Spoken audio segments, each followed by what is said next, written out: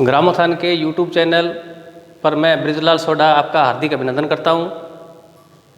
आज भारतीय राजनीति का एक महत्वपूर्ण पक्ष या महत्वपूर्ण विचार, महत्वपूर्ण सिद्धांत कुछ भी मान सकते हैं तो अपने भारतीय संविधान के बारे में आज चर्चा करेंगे।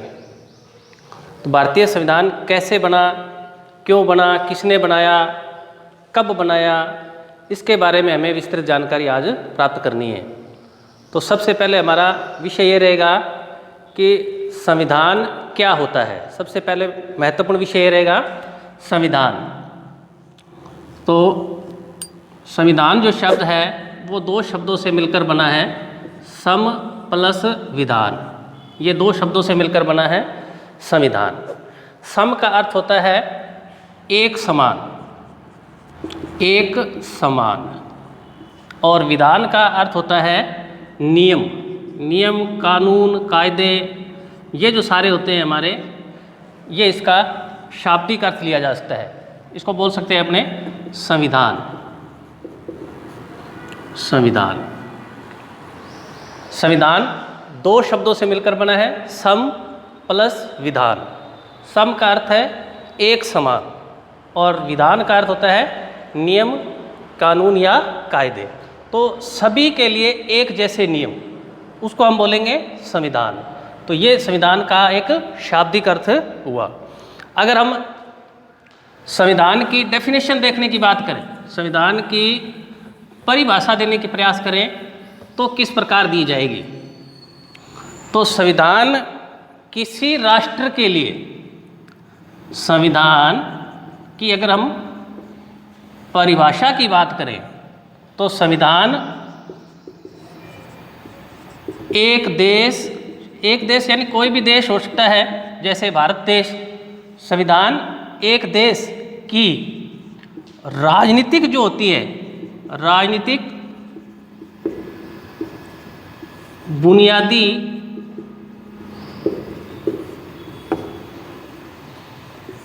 ढांचा, संविधान एक देश का लिख सकते हैं इसको। संविधान एक देश का राजनीतिक बुनियादी ढांचा होता है जिसमें यानी संविधान में, जिसमें का मतलब हो गया यहाँ पर संविधान में मूलभूत नियम, आदर्श, कानून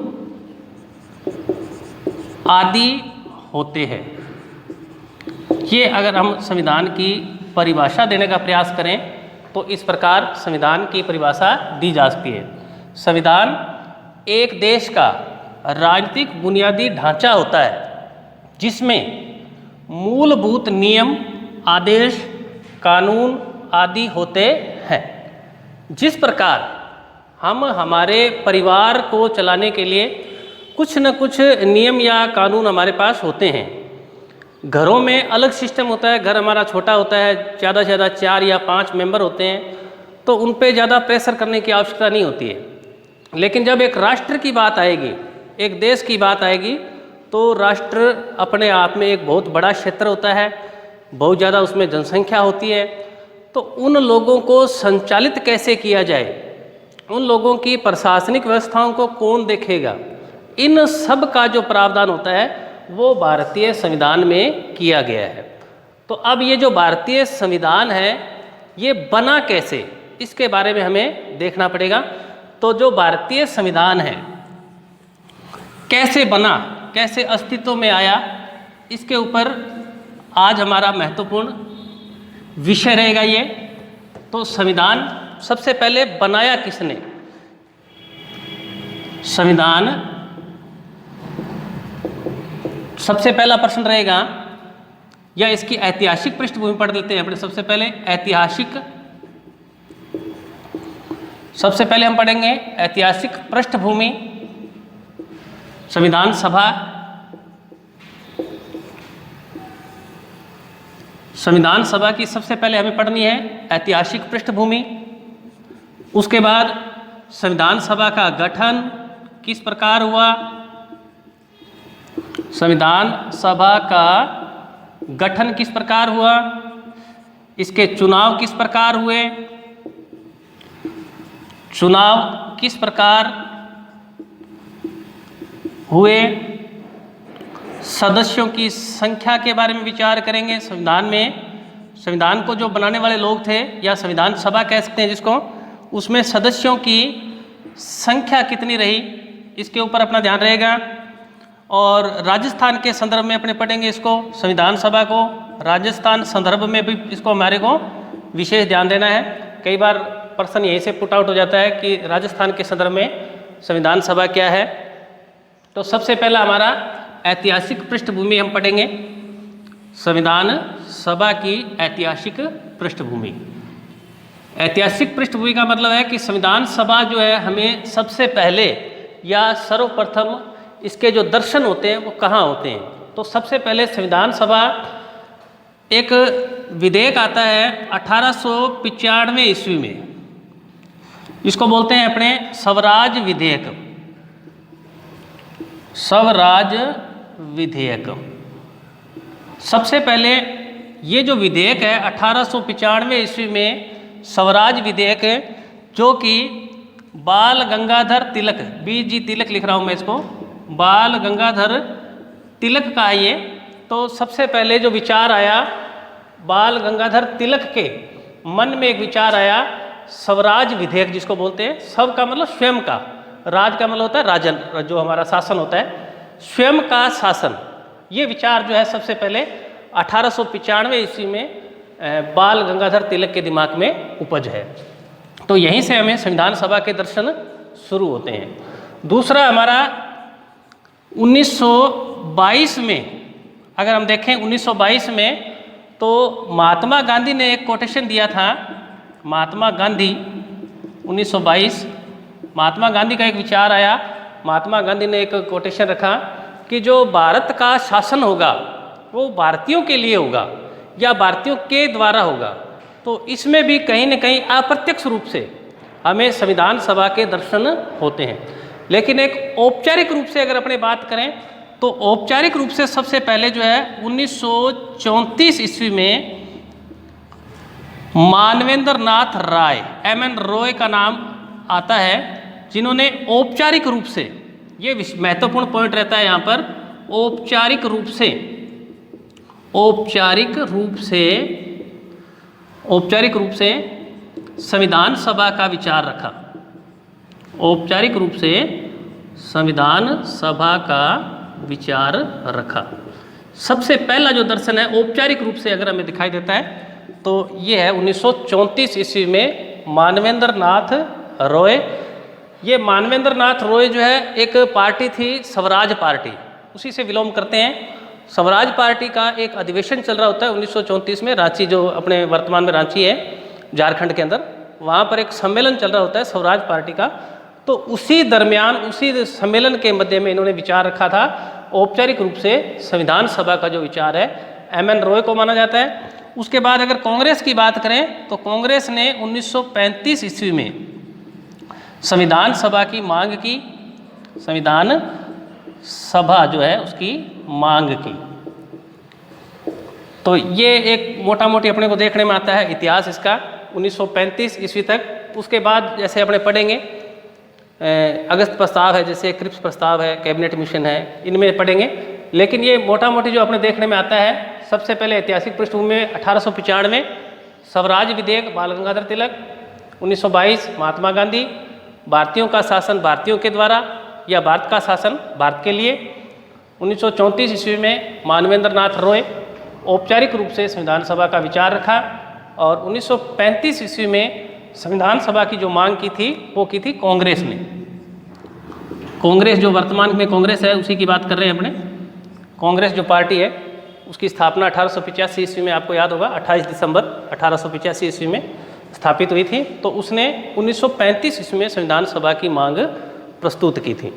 तो उसके बाद हम जानते हैं कि जो उस समय भारत जो है एक विदेशी शक्ति के अधीन था, जिसका नाम है ब्रिटिश, जो था हमारे ऊपर राज कर रहे थे।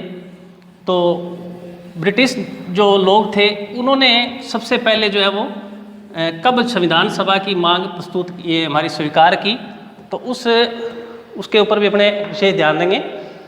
तो ऐसा जो विचार चल रहा था, उसी दरमियान आपको पता है कि जो हमारा एक सेकंड वर्ल्ड वार चालू हो जाता है, द्वितीय विश्व युद्ध, सेकंड वर्ल्ड वार चालू हो जाता है इस दिन।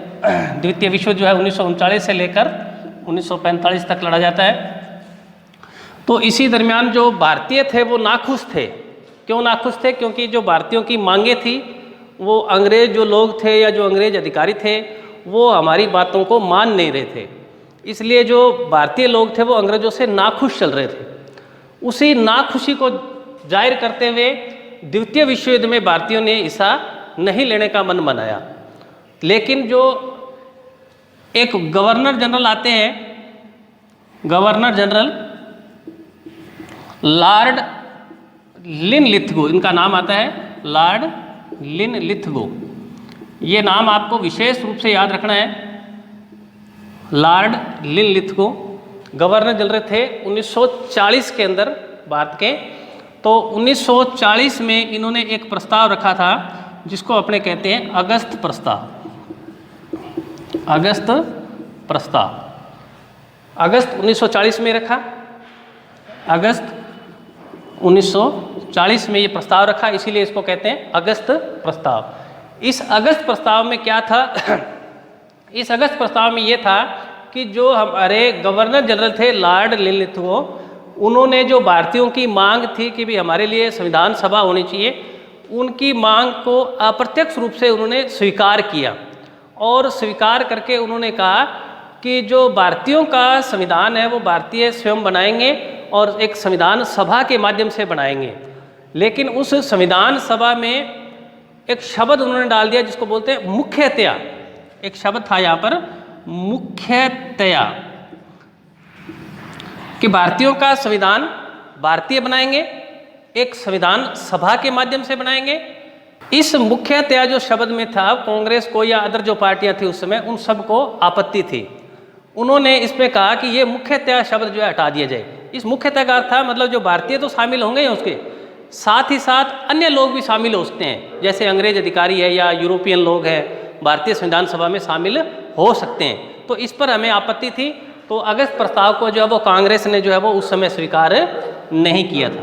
कांग्रेस ने प्रस्ताव को क्या किया था? स्वीकार नहीं किया। उसके बाद अपने पढ़ते हैं क्रिप्स प्रस्ताव।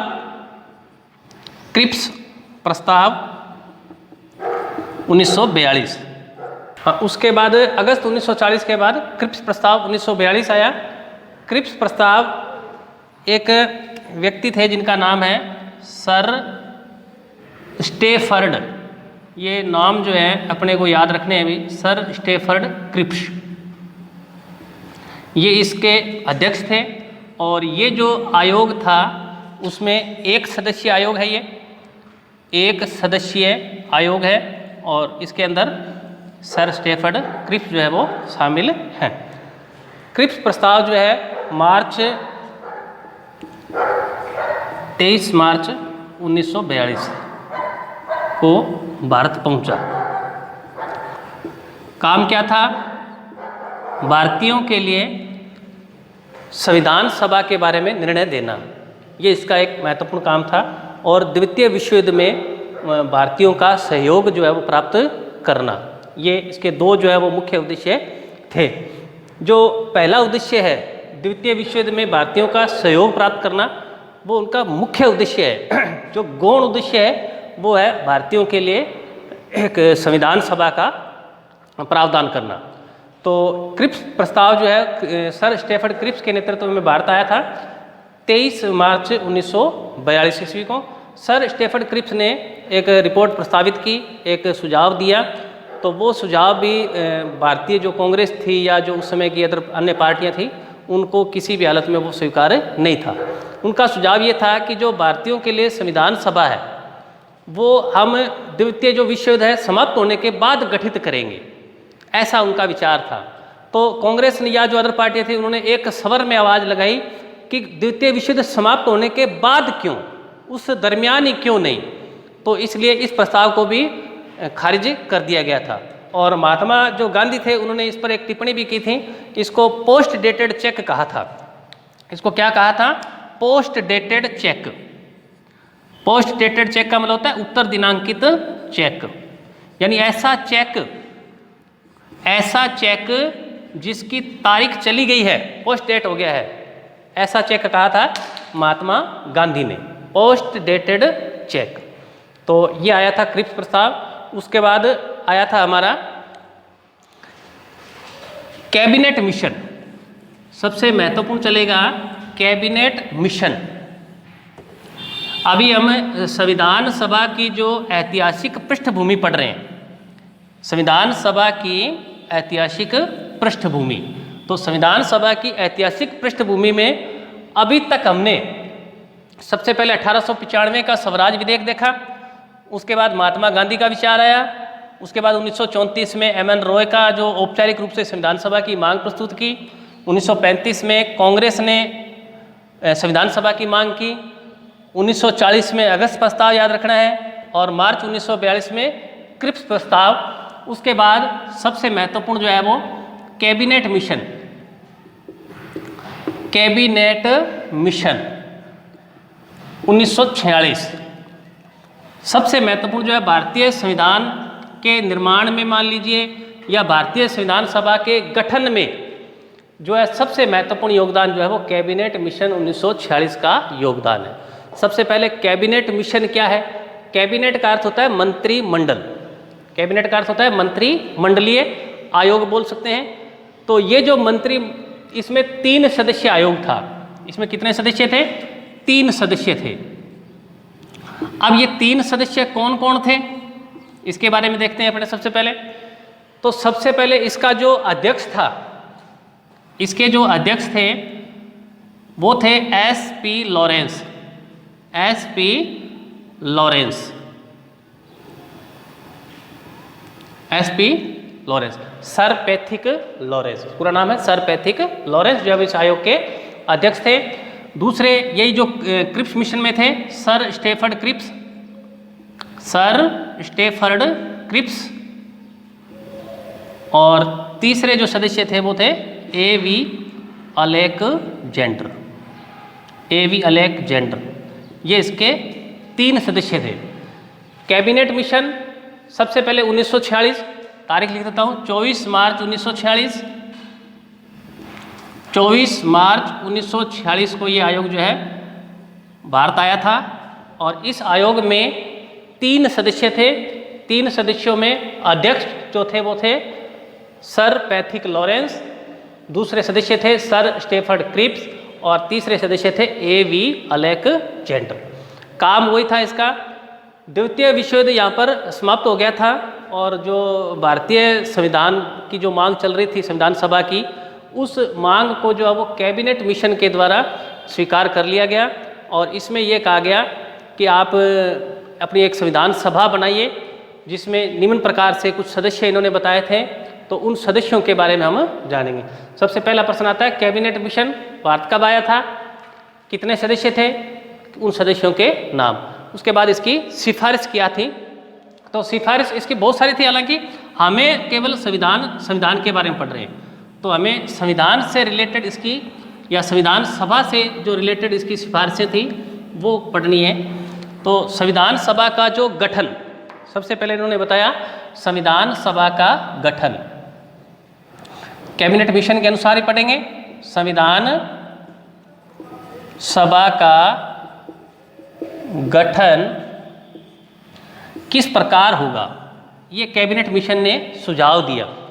तो उस समय जो हमारा भारत था वो 3 भागों में बंटा हुआ था। एक था ब्रिटिश भारत, एक था देसी रियासतें, और एक चीफ कमिश्नरी शासक जिसको बोलते हैं, मुख्य आयुक्तीय प्रांत जो है वो 4 हमारे थे भारत में थे उस समय। तो भारत उस समय 3 भागों में बंटा हुआ था। पहला था ब्रिटिश भारत। भारत के 3 भाग थे उसमें।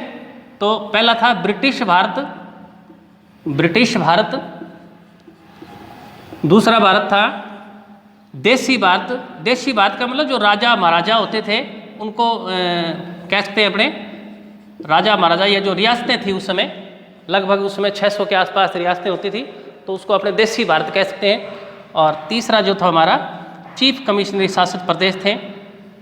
चीफ कमिश्नरी शासित प्रदेश, चीफ कमिश्नरी शासित प्रदेश, ये 3 भागों में उस समय भारत बटा हुआ था। तो जो ब्रिटिश भारत जो था उसमें 11 प्रांत थे। कितने प्रांत थे? 11 प्रांत थे। प्रांत का मतलब जैसे राज्य हो गए, जैसे आज वर्तमान में हमारे पास 28 राज्य हैं, तो जब अगर अपने 1946 की बात करें तो 11 प्रांत थे। उन 11 प्रांतों में से 292 सदस्य इन्होंने बताए थे कि आप 292 सदस्य इन प्रांतों से लीजिए। देसी भारत, देसी भारत का मतलब हो गया जैसे राजा महाराजा या जो और कोई ठिकानेदार वगैरह थे, लगभग छोटी मोटी रियासतें अगर बात करें तो लगभग 600 के आसपास रियासत थी। उन रियासतों में से कितने लोग संविधान सभा में आए, तो संविधान सभा में उन्होंने बताया 93 जो सदस्य हैं वो देसी भारत से लिए जाएंगे। और चीफ कमिश्नरी शासित प्रदेश या मुख्य आयुक्तीय प्रांत भी इनको अपने बोल सकते हैं, मुख्य आयुक्तीय प्रांत। तो मुख्य आयुक्तीय जो प्रांत थे हमारे पास 4 थे। इनके नाम हमारे को परीक्षाओं में पूछता है। तो मुख्य आयुक्तीय प्रांत 4 में अपने पढ़ते हैं। सबसे पहले 1 नंबर अजमेर मेरवाड़ा। अजमेर मेरवाड़ा यानी अपने राजस्थान वाला अजमेर मेरवाड़ा, आज इसको अपने अजमेर कहते हैं। पहला चीफ कमिश्नरी प्रदेश था। दूसरा था बलूचिस्तान, जिसको अपने आज पाकिस्तान में है ये बलूचिस्तान। तीसरा अपने पढ़ते हैं कुर्ग। कुर्ग जो कि वर्तमान में कर्नाटक में है, ये पाकिस्तान में है वर्तमान में, और ये अपने राजस्थान में है ही। और चौथा जो था दिल्ली, जो वर्तमान में भी केंद्र शासित प्रदेश है दिल्ली। इस प्रकार ये उस समय 4 जो है वो केंद्र शासित प्रदेश या चीफ कमिश्नरी शासक जो है वो भारत में थे। तो इन 4 से एक सदस्य जो वो लिया जाएगा। अगर इन टोटल अपने काउंट करें तो कुल जो सदस्य हो जाएंगे वो हो जाएंगे इसमें 389। ये कैबिनेट मिशन के अनुसार संविधान सभा का उन्होंने गठन बताया। तो सबसे पहले ये संख्याएं अपने को याद रखनी है। ब्रिटिश भारत से 11 प्रांत थे, 292 सदस्य लेने। देसी भारत 93 जो राजा महाराजा या कुछ जो ठिकानेदार थे वो आएंगे, और 4 जो चीफ कमिश्नरी शासित प्रदेश थे उन 4 से एक, तो टोटल हो जाएंगे 4। कुल सदस्य जो है संविधान सभा में उन्होंने 389 जो है वो निर्धारित की थी। ये है कैबिनेट मिशन योजना के अनुसार। अब प्रश्न आता है कि ये जो 389 का ये आंकड़ा क्यों लिया गया, कैबिनेट मिशन ने 389 का ये आंकड़ा क्यों चुना? तो आपको बता दिया जाता है कि उस समय भारत की जो जनसंख्या थी लगभग जो भारत की जनसंख्या जो थी लगभग 40 करोड़ के आसपास थी। भारत की जनसंख्या लगभग 40 करोड़ के आसपास उसमें जनसंख्या थी, और 10 लाख की जनसंख्या पर कैबिनेट मिशन ने ऐसा सुझाया कि 10 लाख की जनसंख्या पर एक व्यक्ति का जो है वो चुनाव किया जाए। यानी आपने ऐसे कहते हैं एक प्रतिनिधि बराबर 10 लाख की जो जनसंख्या है, 10 लाख की जनसंख्या का प्रतिनिधित्व करेगा। ये जो है वो कैबिनेट आयोग ने सुझाया था। तो उसके बाद जो है वो ये संविधान निर्धारित हो गए। उसके बाद इसके चुनाव हुए संविधान सभा के। अब प्रश्न आता है कि जो संविधान सभा थी क्या उसमें सारे के सारे निर्वाचित सदस्य थे, या सारे के सारे मनोनीत थे, या निर्वाचित और मनोनीत दोनों थे? तो आपको बता दें कि जो हमारी भारतीय संविधान सभा है उसमें निर्वाचित सदस्य भी है, ये निर्वाचित सदस्य होंगे, ये मनोनीत सदस्य होंगे। ये और ये दोनों मिला के निर्वाचित सदस्य माने जाते हैं, और ये जो है वो सदस्य थे मनोनीत।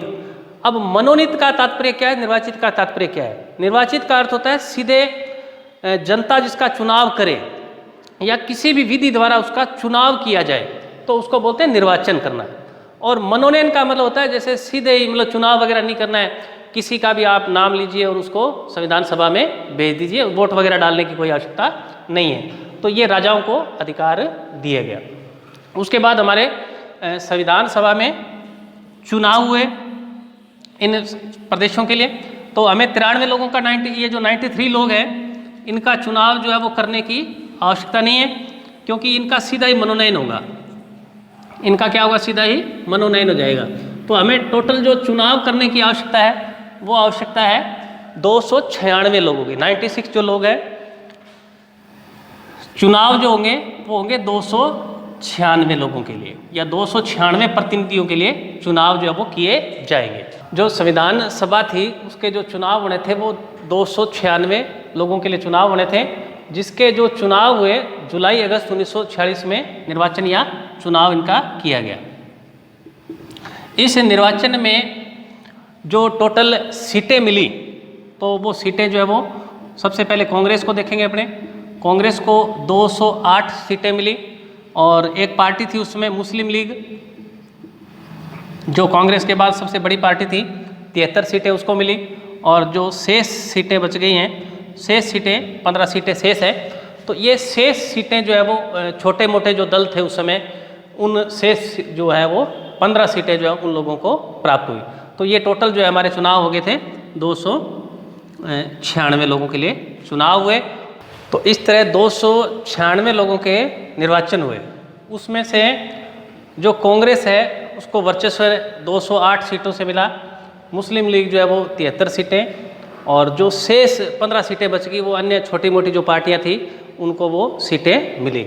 इस प्रकार हम देख सकते हैं कि जो संविधान सभा थी उसका चुनाव हुआ। आगे नेक्स्ट वीडियो में हम पढ़ेंगे कि संविधान सभा की कार्यप्रणाली क्या थी, किस प्रकार उन्होंने काम किया, संविधान किस प्रकार उन लोगों ने बनाया। तो ये हमारा संविधान सभा का फर्स्ट पार्ट जो है वो आज हम कंप्लीट करते हैं। नेक्स्ट अगले वीडियो में हम पढ़ेंगे संविधान सभा का पार्ट सेकंड। अगर आपको भारतीय संविधान से संबंधित किसी भी प्रकार की जानकारी चाहिए तो हमारे चैनल के साथ आप जुड़े रहें। धन्यवाद।